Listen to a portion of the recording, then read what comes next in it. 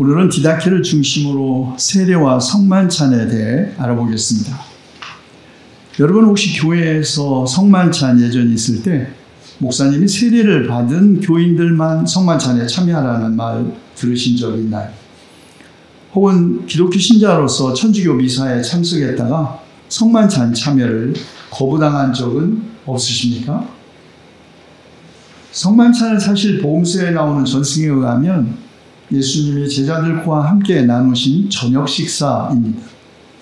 후에 이 만찬에 예수 그리스도의 죽으심에 대한 기억과 죄사함에 대한 감사라는 신학적 의미가 덧붙여졌지만 예수님과의 사귐을 의미하는 식탁 공동체에서 누군가가 소외되거나 배제되는 것은 사실 이해하기 어렵습니다.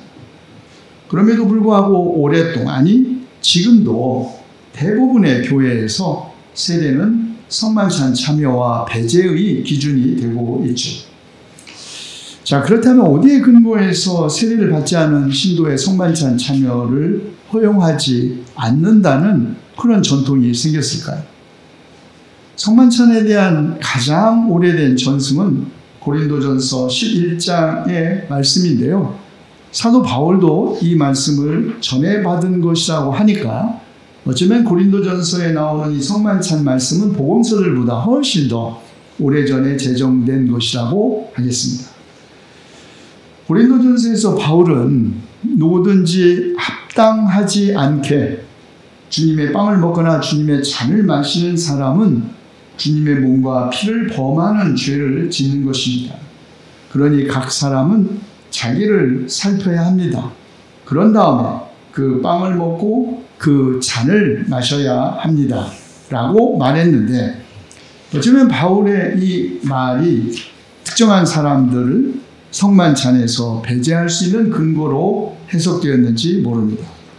그러나 주목할 것은 바울이 이 말씀 안에서 세례가 명시적으로 언급되고 있지 않다는 것을 주목해야 합니다.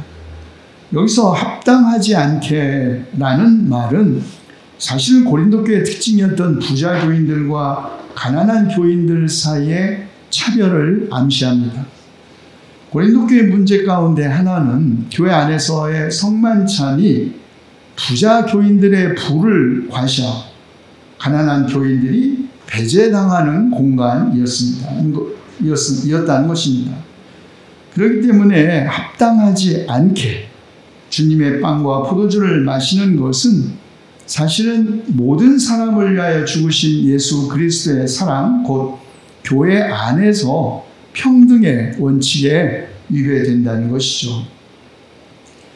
이런 기준은 주후 100년경 시리아에서 기록된 것으로 알려진 문헌인 디다케에서 세례로 변하게 되었습니다.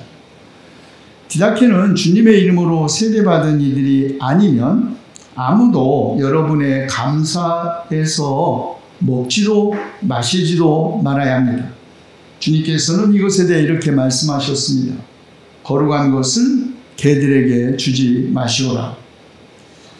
세례받지 않은 신도는 성만찬에서만이 아니라 애찬에서조차 음식과 음료를 취할 수 없었던 것이 당시 시리아 지역 초대교회의 모습이었음을 보여줍니다.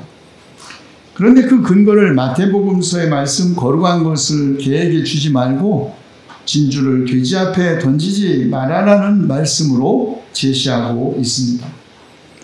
그런데 사실 이 말씀은 공간복음서 가운데 오직 마태복음서에서만 등장합니다.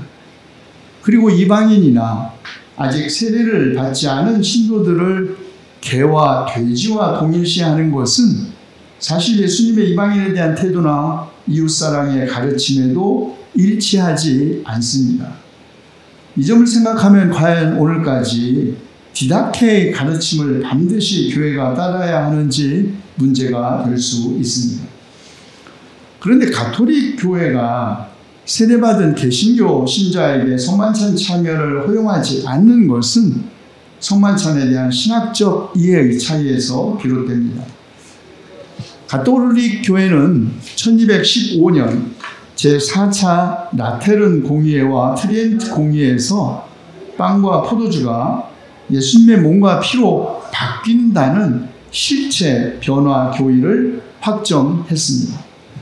그런데 우리가 잘 아는 것처럼 종교개혁 전통에 서 있는 개신교회는 실체 변화가 아니라 실체 공존 혹은 상징으로 이해한 것이죠. 바로 이런 신학적 차이 때문에 가톨릭 교회가 기독교 신자들에게 영성체를 허용하지 않는다는 것입니다. 물론 서로의 신학의 차이 인정하고 또 존중해야 마땅합니다.